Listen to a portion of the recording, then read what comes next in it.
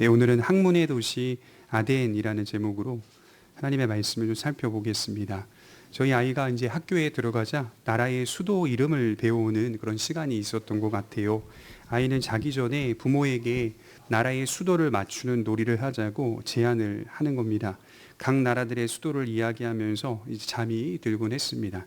제가 이제 여러분들에게 퀴즈를 한번 내볼게요. 맞춰보세요. 속으로. 그리스의 수도는 어디일까요? 그리스의 수도는 다 맞추신 줄 믿습니다. 아테네입니다. 아테네. 오늘 우리가 살피고자 하는 말씀은 바로 바울의 아테네 사역입니다. 이때가 AD 49년 정도의 시기였으니까 지금으로부터 약 2000년 정도의 차이가 있는 시간입니다. 지금 아테네의 종교가 어떻게 이루어졌을까? 제가 구글링을 좀 해보니까요. 현재 시점으로 보니까 아테네는 95%가 기독교라고 합니다. 이슬람교는 1.3% 정도로 이렇게 기록이 되어 있더라고요. 흔히 신학자들은 아테네에서의 바울 사역이 거의 실패한 사역처럼 묘사하고 평가합니다. 본문을 보시면 아시는 바와 같이 바울이 전하는 복음에 대하여 이 아테네 시민들이 많이 동의하고 있지 않는 것 같아요. 그리고 많은 수의 사람들이 예수 그리스도께로 돌아오지 않았기 때문입니다. 그러나 시간이 지난 후에 아덴 전체는 복음화되었습니다. 지금 아테네가 95%가 기독교 인구로 형성될 수 있었던 이유는 바로 오늘 아테네에서 복음을 전파하는 바울이 있었기 때문입니다. 많은 관광객들이 찾는 그리스 아테네를 방문하게 되면 전문 가이드가 역사를 잘 설명해 줍니다. 그들이 주로 설명하는 역사는 무엇이겠습니까? 신전에 대한 이야기들 아니겠어요? 헬라 문명에 대한 이야기들 아니겠어요? 그리스 신들에 대한 재미있는 이야기들을 많이 들을 수가 있습니다.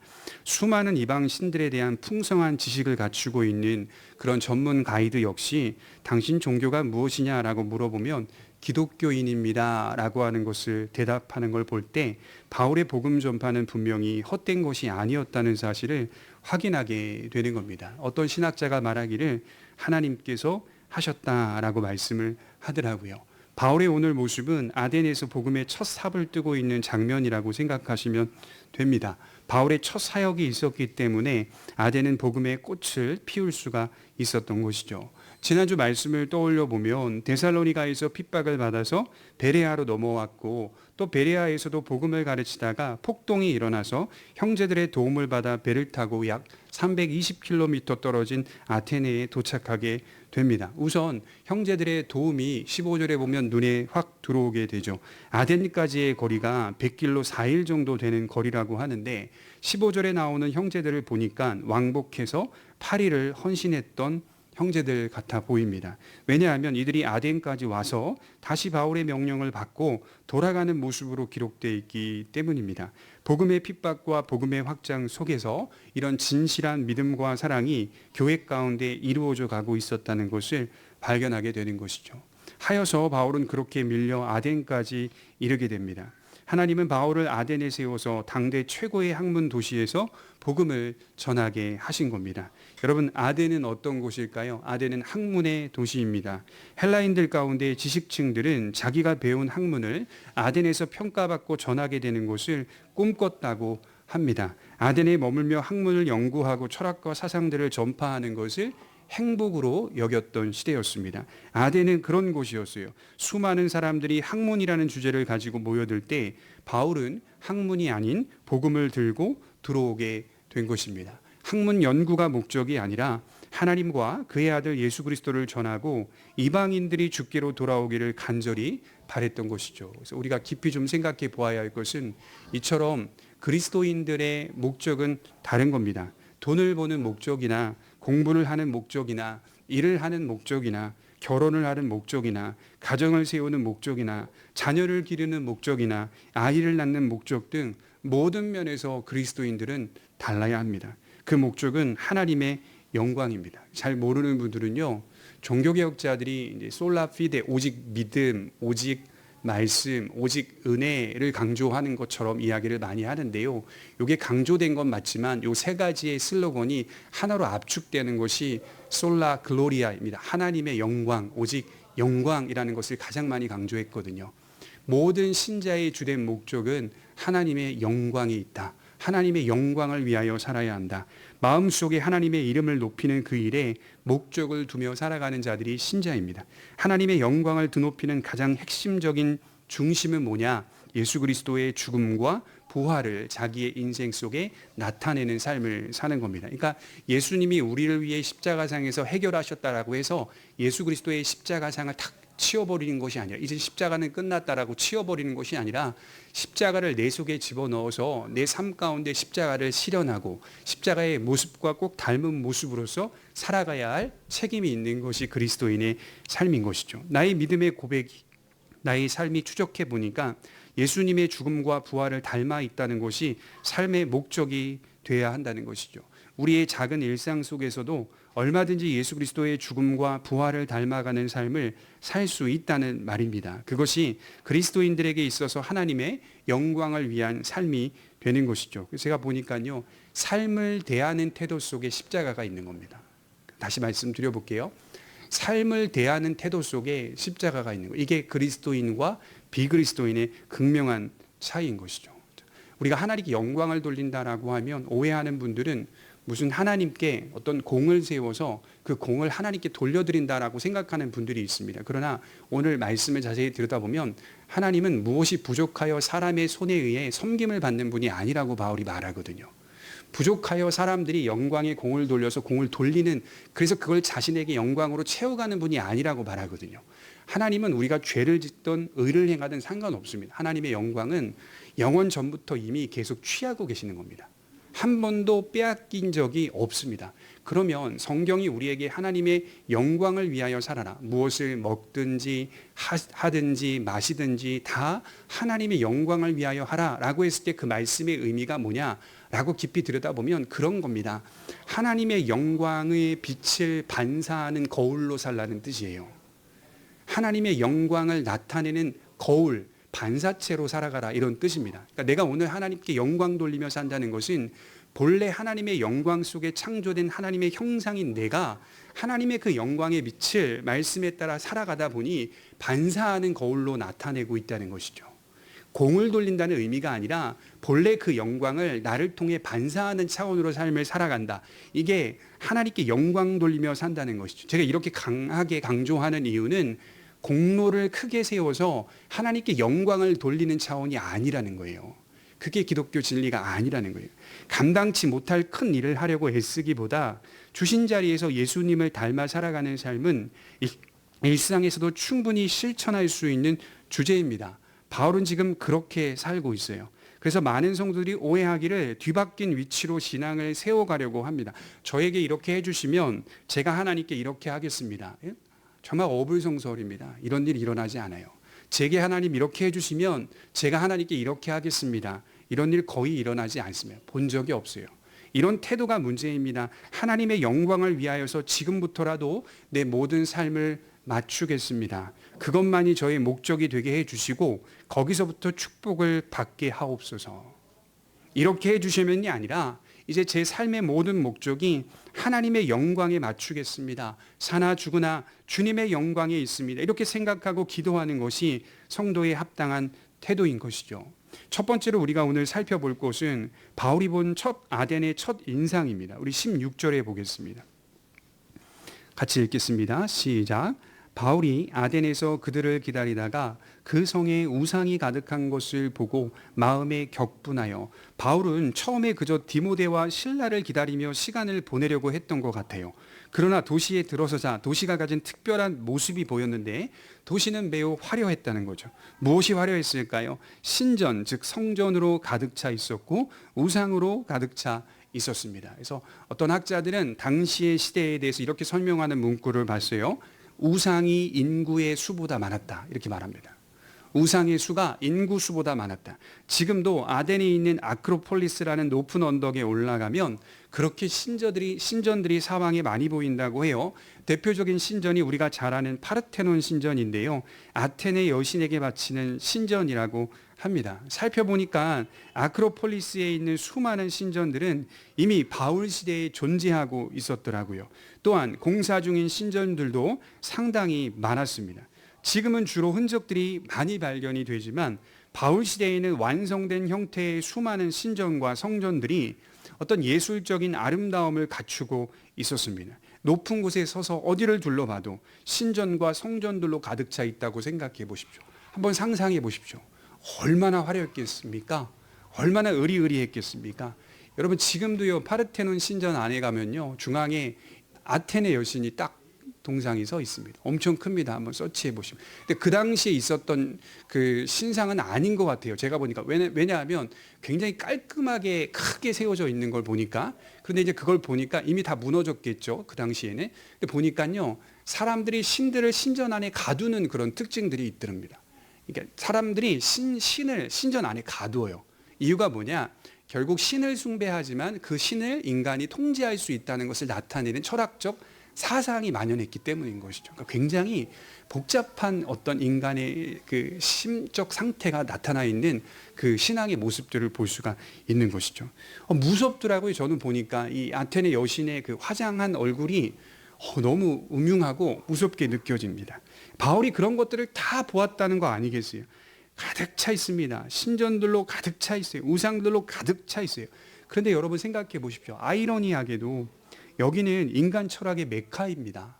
아테네는 인간 철학의 메카예요.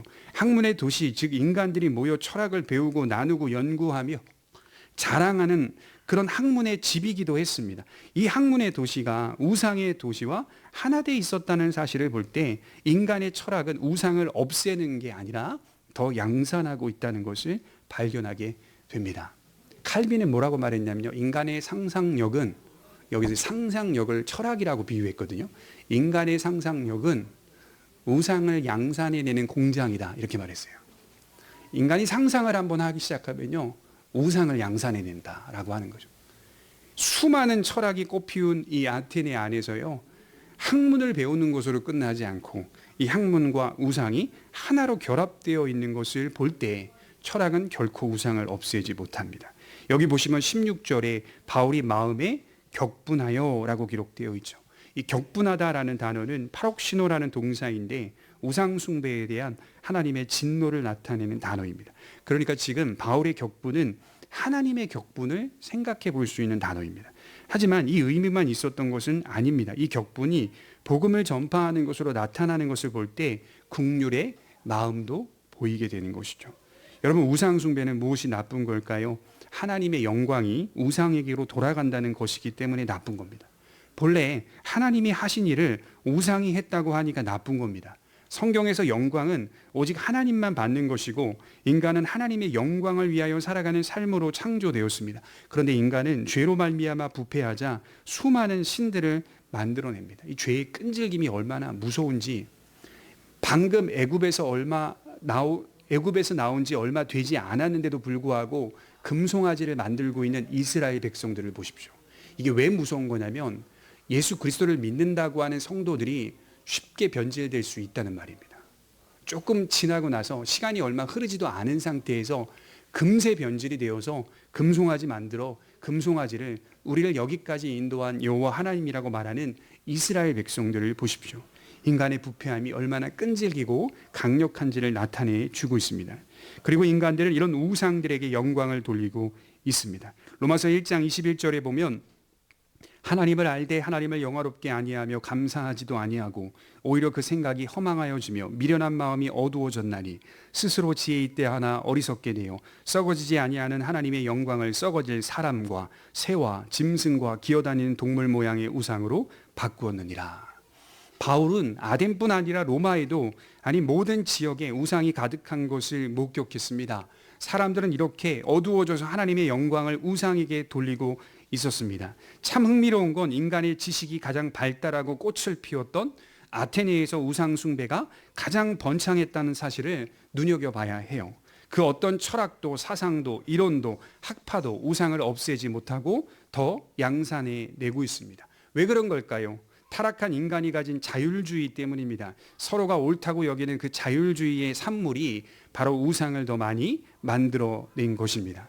또 하나는 인간이 본성적으로 가지고 있는 종교적 씨앗이 있습니다. 믿지 않는 사람들에게도 믿는 사람들이 동일하게 가지고 있는 종교적 본성이 있습니다. 누구에게나 있습니다. 그러니까 오늘 27절대로 표현해 보자면 하나님을 더듬어 찾으려는 모습이 누구에게나 있는 겁니다. 누구에게나 있는 거예요. 로마서에서는 이런 표현을 썼어요. 로마서 1장 19절에 하나님을 알만한 것이 그들의 속에 보임이라 하나님께서 이를 그들에게 보이셨느니라 이렇게 말씀을 합니다. 인간 본성이 가진 어떤 증거도 있고 만물 가운데 깃든 신성을 느끼고 있다는 뜻인데 인간은 이것을 어느 정도 느끼고 있기 때문에 신을 찾아다니고 있더라라고 하는 것이죠. 생각보다 인간의 상태가 복잡합니다. 그러니 바울이 느끼는 이 연민의 정은 그들은 하나님을 찾고자 하나 스스로의 지혜와 능력을 가지고 찾지 못하고 있으니 할 수 있는 건 되도록 많은 신을 만들어내자라는 겁니다. 하나님을 찾으려고 노력을 하고 있는 인간의 모습을 보십시오. 방황합니다. 구원하소서라고 하는 것을 외치면서 나무 아미탑을 관세음보살, 이게 무슨 뜻이냐면 구원해달라는 말입니다. 부처님 우리를 구원해 주셔서, 구원이라는 주제를 가지고 모든 종교에서 다 달라붙어서 신을 찾아다닙니다. 근데 찾을 수가 없죠. 더듬기만 하고 있어요. 그러니 그들이 할 수 있는 건 되도록 많은 우상을 만들어내자. 그래서 바울은 우상이 가득한 아테네를 살펴보니까 각각의 신의 이름들이 있는데 이상한 걸 하나 발견합니다. 23절에 보시면 알지 못하는 신에게라는 제단도 있더라는 겁니다. 인간은 계속적으로 더듬고 있습니다. 하나님을 찾는데 찾지 못하고 더듬고 있으니 우상을 만들어내 하나님을 대적하고 있더라는 거죠. 어떤 성격의 연민일까 가만히 묵상해 봤는데요. 바울이 지금 갖고 있는 마음의 격분이라는 곳에는 하나님에 대한 진노에 대한 어떤 그런 그 주제도 있지만 인간을 향한 연민의 정도 있었던 거예요. 이 연민의 적이 도대체 뭘까라고 하니까 이렇게 다가오더래요. 어쩌다 이 지경이 됐나. 아테네의 중심부에 서서 수많은 신전을 바라보며 바울이 했던 고백은 어쩌다 이 지경이 됐나 인간이. 그걸 본 거예요. 스스로 하지 못하는, 할 수도 없는 인간의 비참한 상태에 대한 연민을 바울이 느끼고 있어요. 로마서 8장 7절에 육신의 생각은 하나님과 원수가 되나니 이는 하나님의 법에 굴복하지 아니할 뿐 아니라 할 수도 없습니다. 인간이 할 수도 없는 상태가 된 것. 인간이 가진 종교적 씨앗이 하나님을 더듬어 찾으려고 애를 쓰고 있지만 찾을 수도 없고 스스로의 지혜로는 불가능하다는 사실을 말함과 동시에 하나님을 적극적으로 대적하고 있더라는 겁니다. 그러니 두 가지의 상태를 봐야 돼요. 하나는 인간은 여전히 여러 우상들을 만들어 하나님을 대적하고 있다는 사실입니다. 다른 하나는 인간이 가진 종교적 본성이 하나님을 찾고 있더라는 겁니다. 그러나 더듬을 수밖에 없는 상태를 말하고 있습니다. 그래서 성경은 주 예수를 믿으라라고 하면서 동시에 믿는 일은 인간의 지혜와 능력에 속한 일이 아니라고 말합니다. 그것은 전적으로 하나님의 주권과 은혜에 속한 일입니다. 야, 나처럼 예수 믿는 게 뭐가 어려워? 나오면 되지. 예수 믿으면 되지. 여러분 어떤 분들이 이렇게 말하는 걸 보았지만 한편으로는 맞는 말이기도 하지만 한편으로는 이게 맞지 않는 말이에요. 예수 믿는 거 어려운 일입니다. 굉장히 어려운 일입니다. 여러분 과연 누가 불쌍한 사람입니까? 도망자 바울 아닙니까? 쫓기는 신세 바울 아닙니까? 누가 더 처량합니까? 세속적인 눈으로 볼 때에는 바울이 가난하고 바울이 처량해 보여요. 그러나 바울 자신에게 물으면 바울은 누구보다도 풍요로운 사람이었어요. 만족합니다. 행복해합니다. 그리고 하나님의 관점으로 볼 때에는 도리어 화려하고 힘있어 보이는 아테네 사람들이 바울의 눈에는 불쌍해 보여요. 왜 그런지 아세요? 철학과 우상에 사로잡혀 사니까. 철학과 우상이 노예가 돼서 속박을 당하며 살고 있는 그들의 모습을 보니 진정한 자유를 보지 못한 것이죠. 안타까운 거예요. 어떤 오래된 영화에서 눈이 보이지 않는 시각장애인이 말하길 본다고 보는 것이 아니요 안 본다고 못 보는 것이 아니라 이렇게 말하는 대사를 봤어요. 그리고 그는 여전히 보이지 않지만 이제는 볼 수 있습니다라는 고백을 매일 교회당을 청소하면서 그곳에 들어온 수많은 관광객들에게 이야기하는 것을 제가 본 적이 있습니다. 그래서 여러분 우상주의를 없애는 건 오직 기독교뿐이라고 말씀을 드리는 겁니다. 기독교는 먼저 우상주의를 없앱니다. 우상을 없애버립니다. 제거해버립니다. 이런 맥락에서 24절에 바울이 이렇게 말하고 있어요. 우주와 그 가운데 있는 만물을 지으신 하나님께서는 천지의 주제시니 손으로 지은 전에 계시지 아니하시고, 여기서 말하는 전은요 우선 아테네에 있는 성전들을 말하는 거예요. 아테네 안에 있는 신전들을 말하는 거예요. 거기에 하나님은 갇혀 계시지 않는다. 그리고 2차적으로는 구약의 성전도 아니었다는 말입니다. 이스라엘 백성들이 손으로 지은 구약 성전도 아니었다. 하나님은 이스라엘 백성들에게 성전을 지으라고 말씀하셨고 이 성전을 통하여 당신님의 임재를 보이셨습니다. 다윗을 통하여 솔로몬에게 설계도까지 주셨잖아요. 맞습니다. 성전은 이스라엘 백성들에게 신앙의 장소였어요. 하나님을 만나는 곳이었어요. 그러나 다윗과 같은 참된 신앙을 가진 선조들의 고백을 들여다보면, 다윗의 고백이나 솔로몬의 고백을 들여다보면 성전에서 하나님을 만나지만 하나님은 성전에 갇혀 계시는 분이 아니라 어디서든 계시는 분이라고 고백하고 있습니다. 하나님은 사실상 성전보다 크신 분이다, 이 얘기를 하고 있어요. 사람이 지은 전보다 훨씬 크신 분이다. 이 사실을 예수님께서도 이렇게 직접 말씀하셨어요. 마태복음 12장 6절에 내가 너희에게 이르노니 성전보다 더 큰 이가 여기 있느니라. 다 성전을 사모하고 있는 그때에 주님이 그들에게 아주 큰 혁명을 일으켰죠. 내가 너희에게 이르노니 성전보다 더 큰 이가 여기 있느니라. 유대인들은 성전이 제일 크다고 생각했거든요. 성전 안에서 지키는 안식일이 신앙의 본질이라고 생각했거든요. 안식일 문제를 말씀하시다가 안식일의 참된 의미를 이렇게 말씀하신 겁니다. 안식일이 가진 형식과 의식 자체가 중요한 게 아니라 안식일을 통하여 바라보는 하나님이 중요하다. 율법에 매여서 안식일을 지키는 건 참된 신앙이 될 수 없다는 겁니다. 여러분, 주일을 지키는 건요, 우리가 율법적으로 의무를 다하는 건 맞아요. 그 형식을 지켜가는 건 맞아요. 그러나 율법주의의 차원에서 주일날 교회 나오는 게 아닙니다. 은혜의 차원에서 하나님을 사랑하여 주일을 지키는 겁니다. 이게 종이 한 장 같지만 정말 다릅니다. 삶의 태도를 규정하는 모습입니다. 참된 신앙이 될 수 없다. 형식과 의식들은 지켜야 하지만 그보다 더 중요한 것이 바로 성전보다 크신 하나님을 바라보는 거죠. 인자는 사람이 손으로 지은 성전보다 크시며 안식일의 주인이십니다. 인자는 안식일의 주인. 이 사실을 잊어서는 안 된다는 거예요. 여러분, 우리 10계명을 보십시오. 첫 계명과 두 번째 계명이 어떻게 출발합니까? 보이는 것으로 하나님의 형상을 만들지 말라. 땅에 있는 것이나 땅 아래에 있는 것이나 물속에 있는 것이나 하늘에 있는 것이나 그 어떤 것이라도 하나님의 형상을 만들지 말라. 그리고 신약에 뭐라고 말씀하시죠? 하나님은 영이시니 예배하는 자는 신령과 진정으로 예배할지니라. 여러분, 이게 기독교입니다. 오직 성령 안에서 진리의 말씀을 따라 진리의 말씀으로만 하나님을 보는 게 기독교입니다. 보이지 않는 하나님을 말씀으로 보며 그 하나님 앞에서 겸손함을 갖추며 산다는 건 진짜 믿음인 겁니다. 형상 없이 믿는 게 진짜 믿음인 거예요. 기독교와 이방 종교와 다른 점은 무엇일까요? 형상이 없습니다. 일단 또 하나는 뭔지 아세요? 보니까 기원이 없습니다. 다른 이방 종교들은 다 하나같이 역사 속에 기원이 있습니다. 언제 출발했는지에 대한, 그 종교가 언제 출발하고 있는지에 대한 기원이 있습니다. 기독교는 기원이 없습니다. 하나님은 자기의 기원을 모세에게 나는 스스로 있는 자니라 이렇게 말씀하셨어요. 너희가 판단하고 추측할 수 있는 시간성이 아니라 나는 있었어, 이 얘기를 하시는 거예요. 본래 있었어. 기독교의 신은 형상을 만드는 것을 결코 허락하지 않습니다. 하나님을 조각해낼 수 없어요. 이게 진리입니다. 우리의 하나님을 말씀으로만 믿으며 따라가는 겁니다. 그리고 알아갑니다. 그래서 유대교의 회당도 보면요, 단출하다고 해요. 모여 율법을 낭독할 수 있는 공간 정도로만 꾸몄다고 해요. 화려하고 거대하게 꾸미지 않았습니다. 그런데 어느덧 기독교가 로마의 국교가 되고 번성하게 되니까 교회당을 매우 화려하게 짓기 시작했어요. 여러분, 유럽 곳곳에 여행을 다녀보십시오. 주로 여행지가 성당입니다. 얼마나 웅장하고 아름답게 건축되어 있는지를 아실 거예요. 이런 것들은 하나님의 뜻이 아니었어요.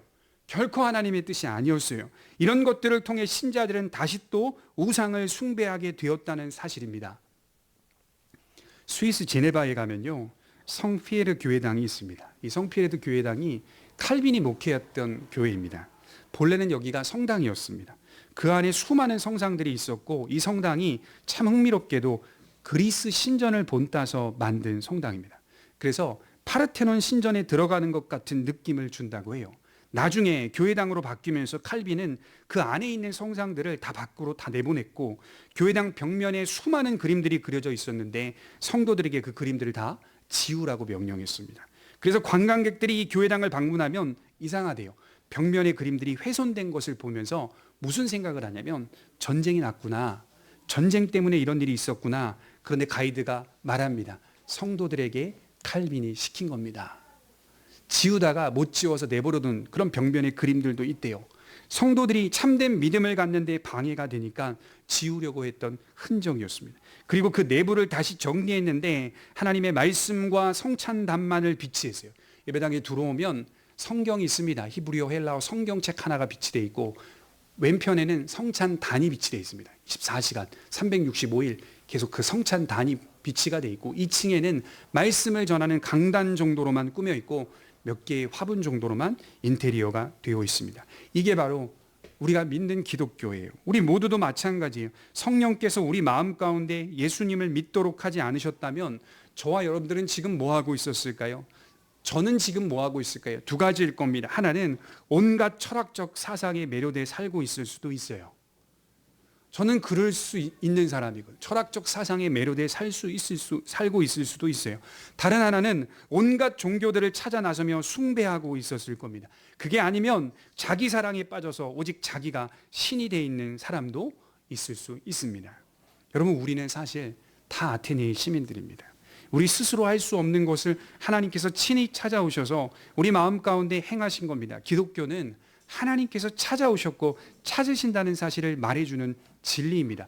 그래서 바울이 22절부터 31절까지 한 설교를 보면 하나님이 우리 각 사람을 역사 속에서 찾으신다는 것을 말하는 변증적 설교를 하고 있습니다. 기독교는 언제나 그 출발이 먼저 하나님께서 우리를 택하셨고 찾아오셨다는 사실로 출발합니다. 우리 인생의 흔적들을 거슬러 올라가 보면 우리로서는 거룩하신 하나님을 전혀 만날 수가 없어요.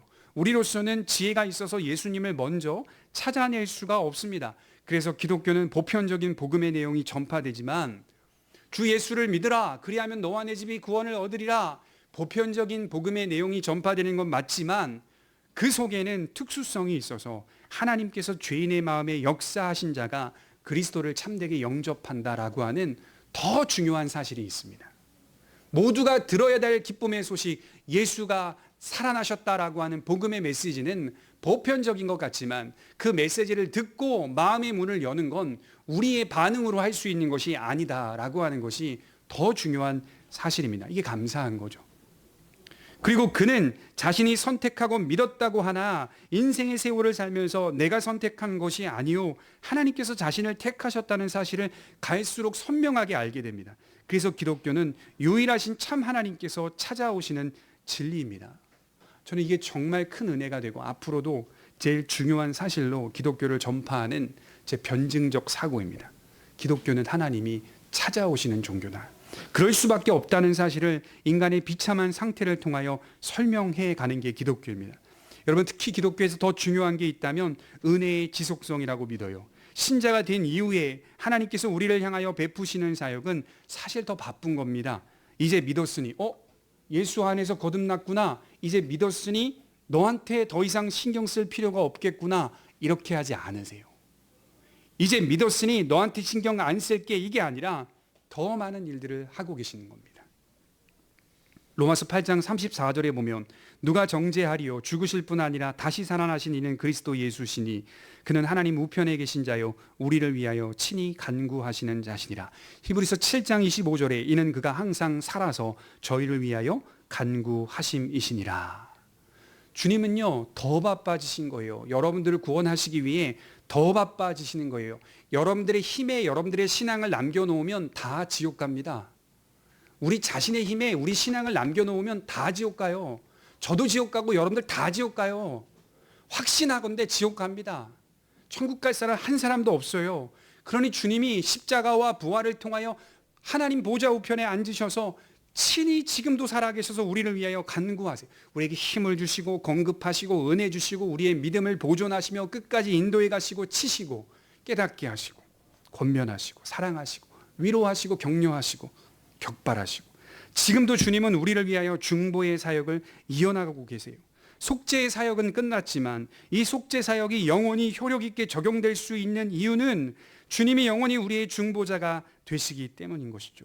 그래서 우리 자신도 역시 이 아테네 사람들과 다르지 않는 자들이다 라고 하는 걸 인정해야 돼요. 두 번째로 살펴볼 것은 아테네 사람들의 보편적인 성격입니다. 우리 17절 한번 보겠습니다. 17절과 18절입니다. 회당에서는 유대인과 경건한 사람들과 또 장터에서는 날마다 만나는 사람들과 변론하니 어떤 에피쿠로스와 스토아 철학자들도 바울과 쟁론할세 어떤 사람은 이르되 이 말쟁이가 무슨 말을 하고자 하느냐 하고 어떤 사람은 이르되 이방신들을 전하는 사람인가 보다 하니 이는 바울이 예수와 부활을 전하기 때문이로라. 바울은 여기서도 회당에 들어가 유대인들을 대상으로 복음을 가르치죠. 그리고 장터로 와서 헬라인들을 대상으로 복음을 전파하고 그들과 변론을 하기 시작합니다. 아테네는 만만치 않은 도시였어요. 사람들은 우상 숭배로 미신에 가득 차 있었습니다. 제일 큰 문제가 뭘까요? 지식적인 교만이었어요. 지식에 대한 욕구가 크다는 건 그 자체로 나쁜 건 아닙니다. 하지만 지식에 대한 욕구가 교만으로 이어지는 경우가 허다하고 배우는 학문이나 지식이 올바른 방향으로 열매를 맺어야 하는데 대체로 교만과 죄로 얼룩져 있는 것이 인간의 상태입니다. 그러니 학벌을 자랑하는 거잖아요. 얼만큼 배웠어 너? 너 얼만큼 배웠어? 참 며칠 전에 제가 문득 생각이 드는 게 카페에서 어떤 목사님을 기다리는데 싸움이 난 거예요. 카페에서. 먼 테이블에서 그렇게 싸우고 있는데 보니까 양건사, 김건사, 최건사 하면서 싸우고 소리를 지르고 있는 거예요. 들어보니까 내용 다 들려요. 서로 각자 핸드폰 꺼내가지고 그 녹취된 거 다 들려주면서 증거 확보해가지고 서로 들려주고 있는데 서로가 서로를 그렇게 쌍심지키고 욕하고 있는데요. 와, 죽일 듯이 싸우더라고요. 거기에 하나님 이름 나오고요. 자기들이 다니는 교회 이름, 교회 꽤 큰 교회 딱 나와요. 모여서 뭐 하는 거예요? 찬양단 안에서 성가대 안에서 왜 나를 씹고 다녀? 왜 호박씨가 너 나한테 이런 말을 내가 댄스 추러 다닌다고 저속하다고 말했지. 뭐 너는 너 공부 못한다 거지 같다고 했지. 돈도 없는 게 부동산 다 기억나는 거 보세요. 제가 지금 먼데 있는데 신자입니다. 10년 20년 신앙생활한 권사님들이세요. 복음을 그렇게 수도 없이 들었던 분들이세요. 그분들이 지금 모여서 서로 싸우고 있는 내용들을 들여다보십시오. 세상 사람들과 아주 똑같습니다. 아주 똑같아요. 보세요. 아주 똑같아요. 복음이 지식으로만 머릿속에 가득 차 있는 거 지식도 아니에요. 복음이 더 강화돼요. 복음을 듣는데 강화된다고요. 뭐가 욕심이 강화돼요.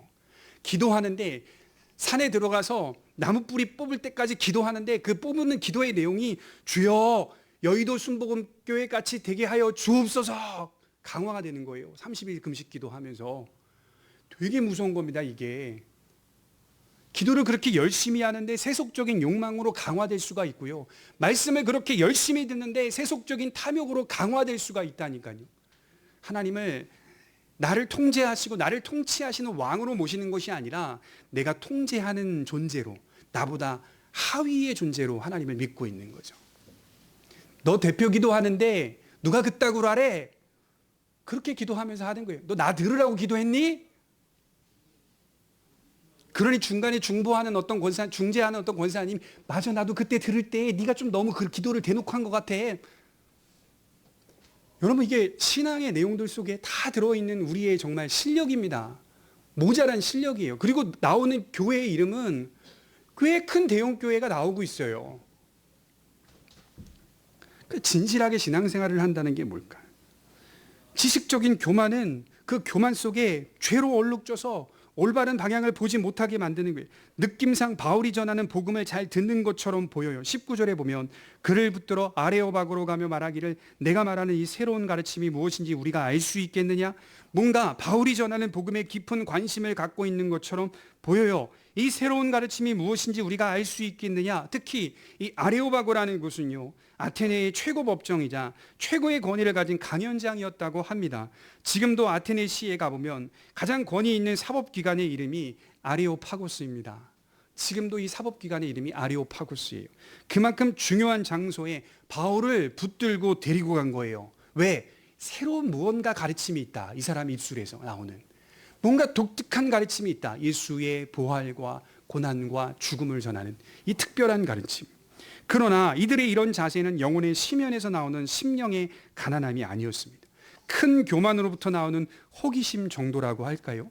일전에 베레아 성도들은 오늘 11절 보시면 이것이 과연 그러한가 하여 날마다 성경을 상고함으로, 그런 마음이 아니었어요. 그들의 마음은 온통 새로운 가르침, 지적 호기심일 뿐이었습니다. 수많은 철학들과 사상들과 신앙들을 어떻게 하면 많이 섭렵할까? 호기심 정도로만 그치고 있어요. 21절에 보시면 그들의 보편적인 성격이 보입니다. 모든 아덴 사람과 거기서 나그네 된 외국인들이 가장 새로운 것을 말하고 듣는 것 이외에는 달리 시간을 쓰지 않았음이더라 라고 말씀을 하고 있어요. 그들은 달리 시간을 쓰지 않고 있는 사람들입니다. 그들이 시간을 쓰는 이유와 목적은 무언가 새로운 철학과 새로운 종교가 나타났을 때 그 일에는 시간을 썼다는 말을 하고 있습니다. 아테네 시민들의 대부분의 시간은 어떻게 할애가 됐는지를 살펴보니까 주로 이 대화하느라고 시간 다 보냈대요. 아테네 시민들은. 서로 이 논쟁하고 대화하고 서로 이론들을 가지고 우주에 대해 설명하고 이런 것들로 다 시간을 보냈대요. 특히 새로운 가르침이 나왔다 하면 다 몰려들었대요. 다 그렇게 몰려들었대요. 그들의 지적 호기심이 얼마나 대단했는지 알 수가 있어요. 그들은 지식을 추구한 자들입니다. 그들은 새로운 종교를 추구했습니다. 그러나 이 모든 것을 피상적으로만 생각했어요. 피상적으로만. 본질적으로 추구하지 않고 겉만 추구했던 사람들입니다. 피상적으로만 생각했다는 것은 자기의 영혼을 결코 돌아보지 않았다는 말이에요. 어떤 철학이든 어떤 종교든 듣고 답하는 그 일을 매우 좋아했으나 정작 자기 영혼의 상태를 돌아보지 못했다는 겁니다. 다른 이들에 대하여 말하기는 좋아했으나 쓸데없이 참견하고 비판하고 평가하는 건 좋아했으나 정작 자기의 마음에 대해서는 결코 돌아볼 시간이 없었습니다. 자기 마음은 돌아볼 시간이 없었어요. 바울은 아테네를 대표하는 사람들을 만납니다. 18절에 보시면 에피쿠로스 학파와 스토아 학파의 사람들입니다. 당대의 대표적인 철학자들입니다. 물론 여기에 한 학파가 더 있었어요. 견유학파라고 하는 학파가 있었습니다. 이 견유학파는 말 그대로 개와 같은 삶을 살자라고 하는 이론을 가진 학파였습니다. 디오게네스라고 하는 철학자가 가장 유명한 견유학파의 한 철학자죠. 에피쿠로스 학파는 쾌락을 추구하는 학파였습니다. 고통을 피하고 되도록 성취를 추구하자라는 학파였어요. 신은 세상을 만들어 놓고 가장 한가하게 놀고 있으니까 신을 신경 쓰지 말고 쾌락을 추구하자라고 하는 학파였습니다. 선도, 악도 중요한 게 아니라 오직 성취를 추구하는 삶만이 가장 선하다. 이렇게 가르쳤어요. 스토아 학파는 고난을 묵묵히 받아들이고 금욕주의를 추구하여 거룩하고 정결한 자가 되자라고 하는 가르침이었습니다. 물론 이 안에는 굉장히 복잡한 이 스토아 에피쿠로스 학파의 이론들이 있습니다. 다 설명할 수가 없어요. 대표적인 대략적인 것만 지금 말씀드리는 거예요. 스토아는 스스로 신이 될 수 있다라고 하는 가르침이었어요. 모든 만물 속에 신성이 깃들어져 있으니 신과 인간을 질적으로 구분하려고 하지 말고 자기가 곧 신과 같은 존재로 살라. 아덴 사람들은 인생을 이렇게 접근하였습니다. 인생의 접근법이 이런 거였어요. 하지만 바울은 전혀 달랐습니다. 우리 24절을 한번 보겠습니다. 우리 24절, 25절, 26절에 인생의 접근법이 그리스도인들은 이렇게 달라요. 같이 읽겠습니다. 시작. 우주와 그 가운데 있는 만물을 지으신 하나님께서는 천지의 주제시니 손으로 지은 전에 계시지 아니하시고 또 무엇이 부족한 것처럼 사람의 손으로 섬김을 받으시는 것이 아니니 이는 만민에게 생명과 호흡과 만물을 친히 주시는 이심이라. 인류의 모든 족속을 한 혈통으로 만드사 온 땅에 살게 하시고 그들의 연대를 정하시며 거주의 경계를 한정하셨으니 하나님께서 온 우주를 창조하셨고 만민에게 생명과 호흡과 만물을 주셨고 모든 족속을 한 혈통으로 만드사 온 땅에 살게 하시고 각 나라의 흥망을 정하시고 한 사람 한 사람의 연대를 정하시며 거주의 경계를 한정하셨으며 우리가 그를 힘입어 살며 기동하며 존재한다. 28절에 그렇게 말하고 있어요. 가슴이 막 떨리죠. 이 말씀 준비하면서 이 본문을 읽으면 가슴이 떨려요. 뭐가 떨리냐? 우리가 믿는 하나님, 우리가 믿는 기독교가 얼마나 위대하고 장엄한지 가슴이 떨려요. 다른 철학들은 이런 이론들에 빠져서 속박되어 살고 있는데 우리의 하나님께서 내신 이 길들은 얼마나 깔끔한지, 얼마나 분명한지, 얼마나 진리인지 우리가 믿고 있는 믿음, 인간의 생활, 인간의 동작, 인간의 생명 온전히 다 하나님의 은혜로 기동하며 살고 있는 것뿐입니다. 너희 지금 우상 숭배하며 살고 있지, 너희 지금 철학 의지하며 살고 있지, 그래도 너희에게 하나님의 은혜가 있기 때문에 기동하며 존재하고 있다. 호흡, 기동하며 존재하고 있다. 동작, 기동하며 존재하고 있다. 인생의 접근법이 전혀 다릅니다. 그런 바울을 향해 그들은 뭐라고 했는지 18절을 들여다보세요. 그들은 바울의 이야기를 들으며 이렇게 말합니다. 말쟁이라고 말하고 있어요. 저 말쟁이가. 이 말쟁이라는 단어가요, 떨어진 씨를 쪼아먹는 새라는 뜻입니다. 수다쟁이라는 말입니다. 수다쟁이. 얼마나 바울이 말씀을 잘 전했을까요? 오늘 설교만 들어봐도 이게 굉장히 변증적인 설교거든요. 여기서 논문들을 많이 쓰거든요, 신학자들이. 그 말씀이 얼마나 풍부했는지 굉장히 사람들이 빨려 들어갔을 것 같아요. 그런데 그 말씀을 들으면서 말쟁이라고 말하고 있어요. 이걸 보면 전 참 안타까워요. 뭐가 안타깝냐면 성도들 안에서 생각을 해보는 거예요. 어떤 성도는 하나님의 말씀을 매우 진지하게 무겁게 믿음으로 받아들입니다. 예배를 드려도 진지함이 있습니다. 그 사람에게. 복음을 결코 쉽게 가볍게 생각하지 않습니다. 복음은 말쟁이가 아닙니다. 복음은 수다 떠는 게 아닙니다. 제가 청년부 사역을 했을 때 어떤 청년이 수련이 끝나고 나서 저에게 찾아와서 이렇게 물어보는 거예요. 전도사님 웅변 학원 다니셨어요? 물어보는 거예요. 지금은 제가 이렇게 잘 못하지만 그때 건강했을 때는 막 말씀을 지금도 빠르지만 더 빠르게 막 했거든요. 근데 끝나고 나서 저한테 찾아오더니 자기가 느끼는 게 있대. 몇 년 동안 교회 다니면서 전사님 웅변하셨냐고. 웅변. 제가 웅변했겠습니까? 제가 뭐 말하는 법을 배웠겠습니까? 아무것도 안 배웠죠. 그냥 성경에 따라 말씀을 가르치려고 그 당시에는 좀 혈기가 있었기 때문에 막 이제 전했던 것 같아요. 그 생각에는. 근데 그 청년은 제가 있는 동안에 저를 웅변가로 보고 있더라고요. 달변가 정도로만 보고 있더라고요. 복음은 그런 게 아니죠. 그럼 저는 똑같이 말쟁이입니다. 수다쟁이라고요. 복음은 말쟁이로 평가받는 게 아닙니다. 수다 떨다 가는 게 아닙니다. 복음은 난파된 배에서 서서히 침몰해 가는 사람들, 아니 엄밀히 말해 이미 침몰하여 수장된 그 사람을 다시 살리는 생명의 말씀입니다. 이들은 바울을 겨우 수다쟁이라고 조롱했습니다. 수다쟁이라고 조롱했어요. 여러분, 하지만 말씀을 정리하면 34절을 보십시오. 끝나는 본문에 보면 몇 사람이 그를 가까이하여 믿으니 그 중에 아레오바고 관리 디오누시오와 다말이라 하는 여자와 다른 사람들도 있더라. 누군가는 바울을 수다쟁이로 볼 때, 누군가는 바울을 말쟁이로 볼 때, 누군가는 영혼을 하나님께로 인도하는 하나님의 사도라는 사실을 제대로 보고 있습니다. 몇 명 되지는 않았어요. 이들이 시작점이 되어서 아테네를 복음화시킨 겁니다. 디오누시오, 이 사람이요 주교가 되었다고 합니다. 나중에는 주교가 되어서 아테네 전체를 복음화시키는데 큰 역할을 했다라고 하는 요세푸스의 역사 기록이 남아 있습니다. 우리에게 복음이, 우리에게 믿음이 진지함으로 또 소중함으로 특별함으로 다가오기를 주님의 이름으로 축원합니다. 기도하겠습니다.